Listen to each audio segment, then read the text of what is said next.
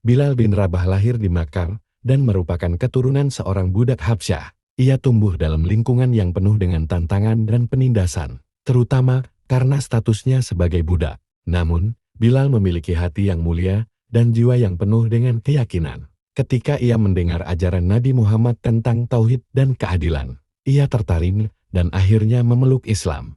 Setelah memeluk Islam, Bilal menghadapi siksaan berat dari majikannya, Umayyah bin Khalaf, yang tidak menerima keputusannya untuk beriman.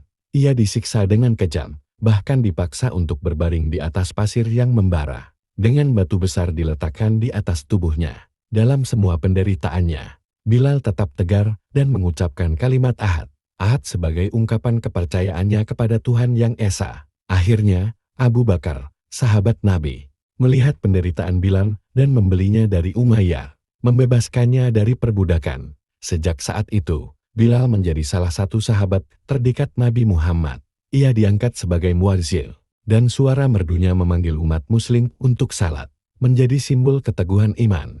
Bilal ikut berpartisipasi dalam berbagai peristiwa penting dalam sejarah Islam, termasuk perang dan dakwah. Suara adzannya menjadi bagian integral dari kehidupan umat muslim, memberi semangat dan mengingatkan mereka untuk selalu mendekatkan diri kepada Allah. Hubungan Bilal dengan Nabi Muhammad sangat dekat, dan ia menjadi contoh kesetiaan serta pengorbanan. Ketika Nabi Muhammad wafat pada tahun 632 Masehi, dunia Bilal runtuh.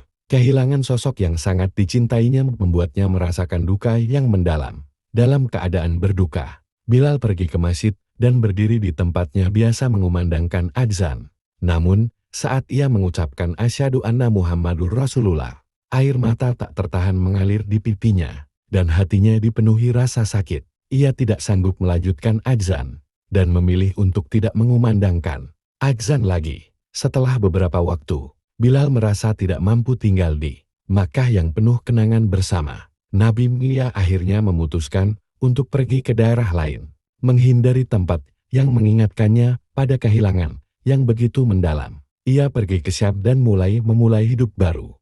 Meski rasa kehilangan itu tidak pernah hilang dari hatinya, panggilan untuk mengumandangkan adzan.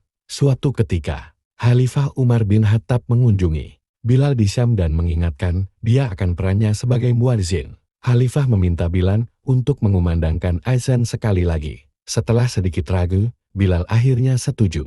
Ketika ia mengumandangkan adzan, suara merdunya kembali menggema. Namun kali ini penuh dengan air mata. Kenangan akan Nabi Muhammad kembali menghampirinya, dan rasa duka itu terasa semakin dalam. Warisannya sebagai simbol kesetiaan, pengorbanan, dan keberanian tetap hidup. Kisahnya terus diceritakan dan menjadi inspirasi bagi banyak orang, mengingatkan kita akan pentingnya keteguhan iman dan cinta kepada Tuhan serta Rasul-Nya. Sebelumnya like dan share video ini, semoga bermanfaat.